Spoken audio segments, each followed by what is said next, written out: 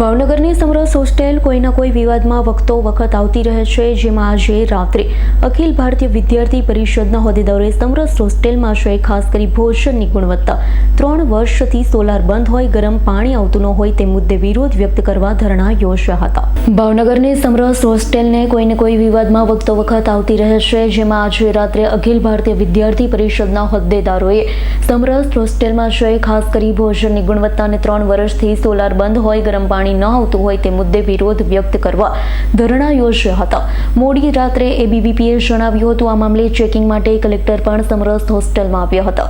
સમરસ હોસ્ટેલમાં કોઈને કોઈ પ્રશ્નો વખતો વખત ચર્ચામાં રહે છે, જેમાં આજે એબીવીપીએ છે સમરસ હોસ્ટેલ કે જ્યાં 200થી વધુ વિદ્યાર્થીઓ હાલ રહે છે ત્યાં જઈ ચેકિંગ કરતા ભોજનમાં ગુણવત્તા વગરનું ભોજન આપવામાં આવતું હોવાની વ્યાપક ફરિયાદ મળી હતી।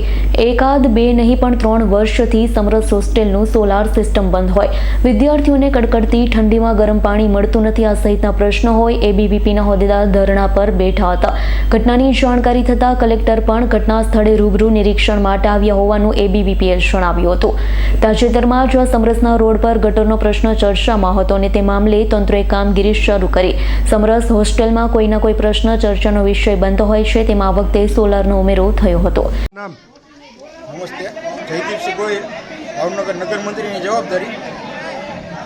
આજરોજ સમરસ ખાતે આંદોલન કરવા આવ્યા છે, જેનો વિષય છે કે અહીંયા છેલ્લા 3 વર્ષથી ગરમ પાણીની સુવિધા મળતી નથી, જે પ્રાથમિક સુવિધા છે, તથા ભોજનની ગુણવત્તામાં સતત રજૂઆત કર્યા બાદ પણ ભોજનની ગુણવત્તામાં સુધારો કરવામાં આવતો નથી।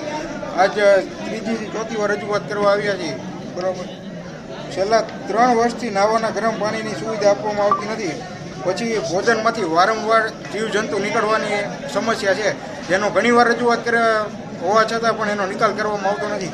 પછી જેમ કે આપણે છાશ દૂધમાં પણ વારંવાર પાણી નાખવામાં આવે છે, જે વિદ્યાર્થીઓને પણ ખબર છે, એની પણ ઘણીવાર સાહેબને રજૂઆત કરવામાં આવી પણ એનો કંઈ ઉકેલ લાવવામાં આવતો નથી। પછી જેમ કે રસોડામાં સાફ સફાઈ નથી, ઘણા વિડીયો પણ એના પડ્યા છે, તોય એના રસોડામાં સાફ સફાઈ કરવામાં આવતી નથી। હવે શું કામગીરી રહેશે આપણે?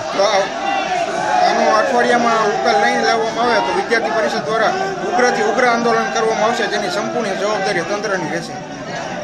ઇરફાન સોલંકીનો રિપોર્ટ, S9 ન્યૂઝ, ભાવનગર। અમારી તમામ માહિતીથી અપડેટ રહેવા માટે જોડાયેલા રહો S9 ન્યૂઝ સાથે।